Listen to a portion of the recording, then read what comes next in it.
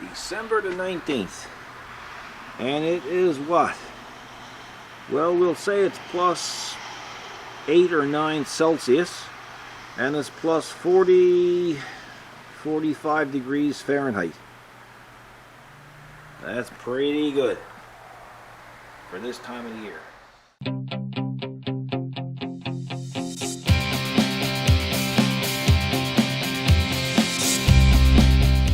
So anyway, here we are back out at the shop Saturday morning.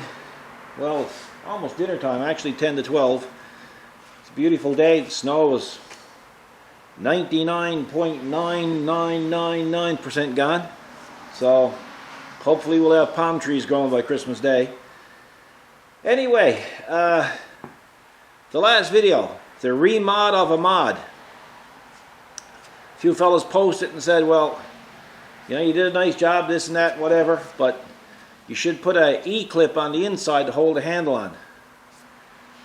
Now, I appreciate your comments. I really do. But to be honest with you, I really didn't have any plans on doing that because although I didn't say why in the other video, I'll tell you why now. Because when I go to refuel the tractor, I have to take off the fuel stopper. And that fuel stopper don't have any retainers. You just take it and you just lay it on a part of the backhoe or a part of the tractor. And when you're finished, you just pick it up and you put it back on. And that was my intentions to do with the knob that I had put on for the hinge for the toolbox. So we'll go over now and I'll explain to you. I'll show you that I did do it, but I'll explain to you also why I didn't want to do it. So let's go over and we'll have a look. Okay, we'll take our trusty snap-on light, if I can do this with one hand, and pull it apart. Hang on, folks. See if I can do it this way. There you go. There's a magnet on that end, so we shall put it right here. So hopefully, now, here's the knob. So we're going to unscrew it. And we're going to open it up. Now, if you look real close, most people suggested that I put a C-clip, or as I refer to them, has an E-clip. Cut a groove in it and put an E-clip in it. Now, I really don't like using E-clips in that particular situation because as the bolt is turning, it can pull that E-clip off. The other reason why I didn't want to put anything there is because the gap between here and this plate is very minimal. So if I put anything in there at all, which would mean that it would have a standoff between here and here, it got a little bit one there now. I'm okay with it. As you can see, I didn't use that. I used a external snap ring instead, and I cut the groove in it. Now people might say, well, you know, you should have put a washer in here and then put your E-clip on. Well, see, again, folks, that wouldn't work because then the standoff here would be greater. So in other words, when you close it with another washer in there, it would have had a greater gap here. And that's why I really didn't want to do that. I wanted to keep it neat and tidy. There's a little bit of a standoff gap there now, not bad. What I had done before is I had the stud longer on the handle and I had a piece of rubber hose put in between here, and that way when it went on, it acted as a vibration dampener as well. And of course, you know, when you're operating, you don't have to be coming out checking on this and seeing if it rattles and comes loose and falls off. So that's the reason why I didn't use the C-clip or the E-clip or the external snap ring from the very first video we done the other day. It's too hard to explain these things online, and not only that, people have a tendency not to read the other comments, so that means that I constantly have to be repeating myself and retyping things.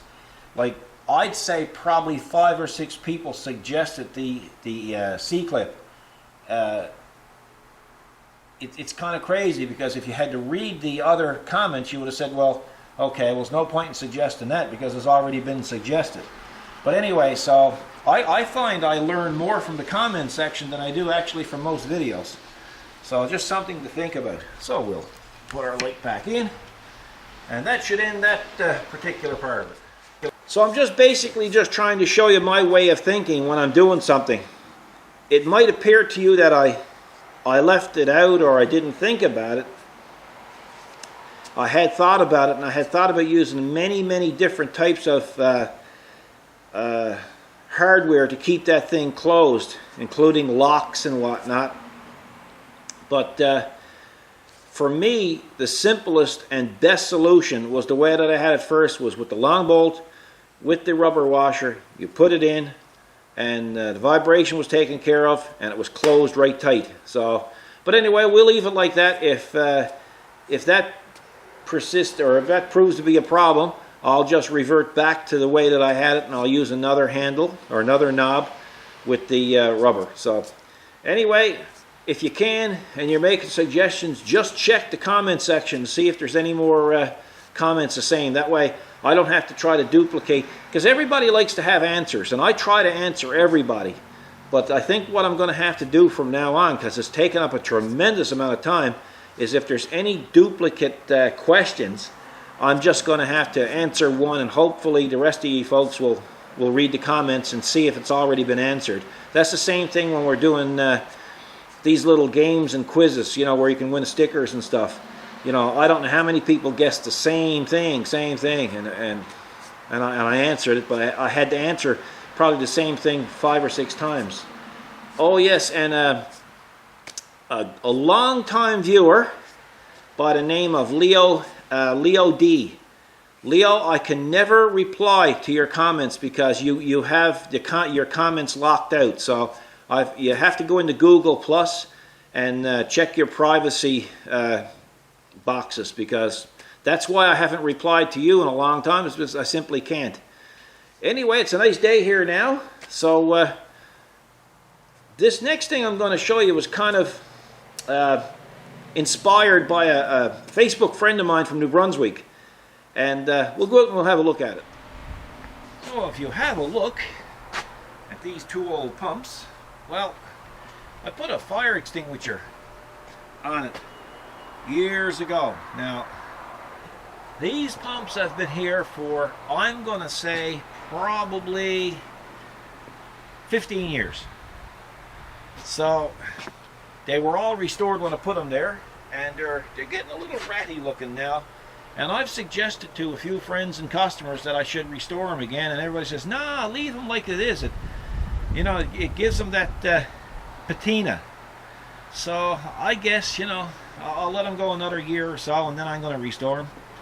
But anyway, so a friend of mine on Facebook said, Paul, my dad had a fire extinguisher on his fire truck, and I have it here. If you want it, you can have it. And I really feel bad about taking stuff like that, so I rather not.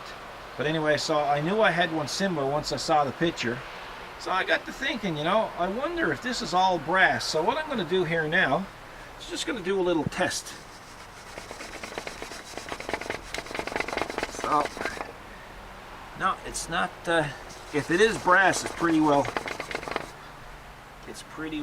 corroded. I must get some cleaner and just try on it. So here's a metal polish that I don't think I've shown you before. It's made by a company called Blue Magic, and I've used this polish, oh man, I'd say for about 20 years. Use it on the bike, and anything that's supposed to shine, I pretty well use this stuff on it. This, and of course I use Addosol for the, or Autosol for the aluminum. So I'm going to take a bit of this now, and I'm just going to dab it, shake it up a bit first. And I'm going to dab it on this bit of steel wool here. And we'll head out and we'll see what it looks like on that old fire extinguisher. It's raining, folks, it's raining. It's raining. Let's see here now.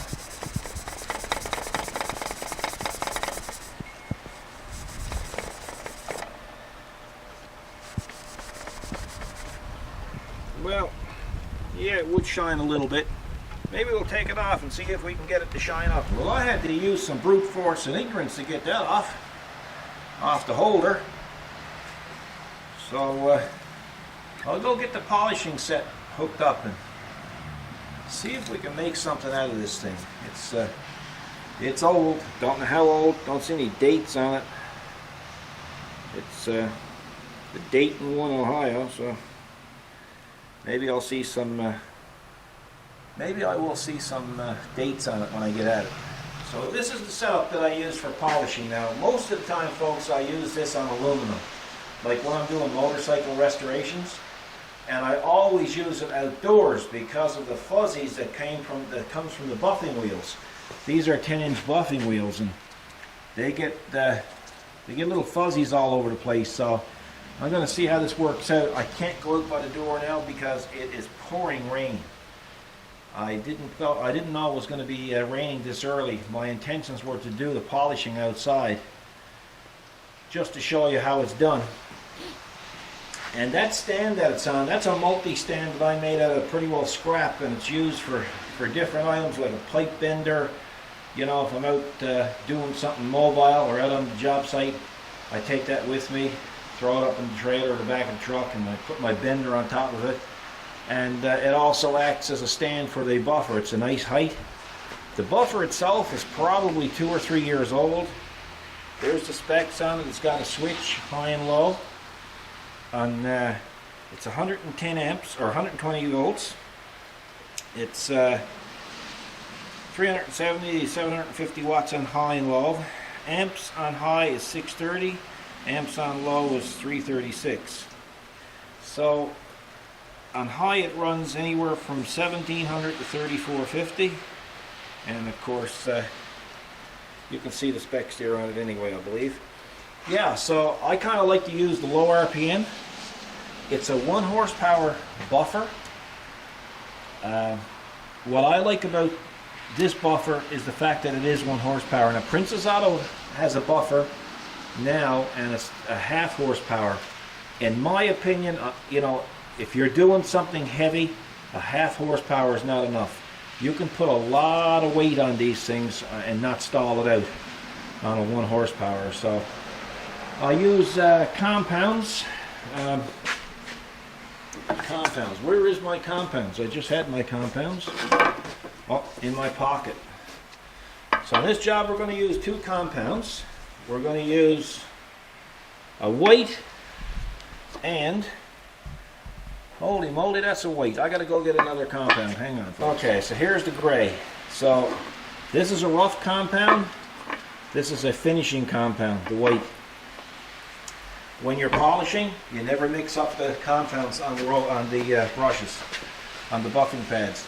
This always is my rough wheel, and this is always my polishing wheel. Now, these particular buffing pads are pretty close to the same, but this here is the final one that we buff, put the high polish on with the buff, and that'll be the white compound. Now, if your compound starts to build up on your buffing pads, you can use this brush, and you basically turn it slow, and you just put the brush up against it and clean it up, and then continue on. So I'm going to put this on the tripod. I'm not going to show you the whole process because it'll be as boring as heck. It's like watching a baby sleep, I guess. So I'm going to put it on the tripod. You'll get the gist of it, and then we'll come back and we'll show you how it looks. So we'll start off first, and we'll do this little section here and see what it looks like.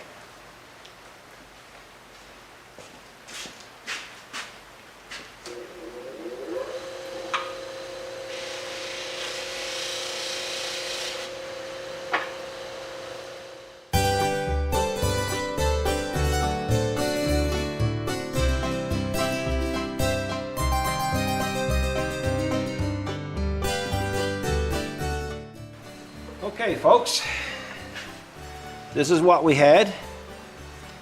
This is what you got now. So as you can see, it's really starting to come along.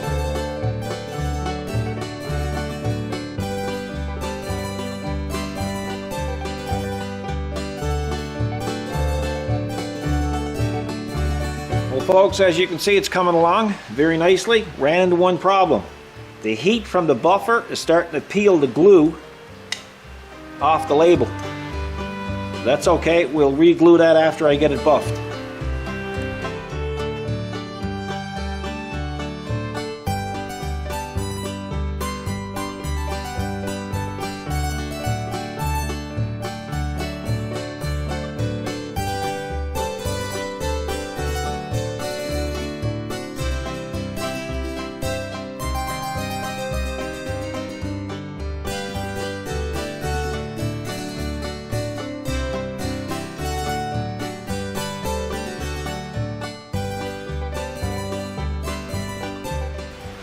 Smokes, folks. It is pouring rain. Remember what I was telling you about all the fuzzies coming from the buffing? Well, there you have it. Lots of it there. And of course that goes all over the place.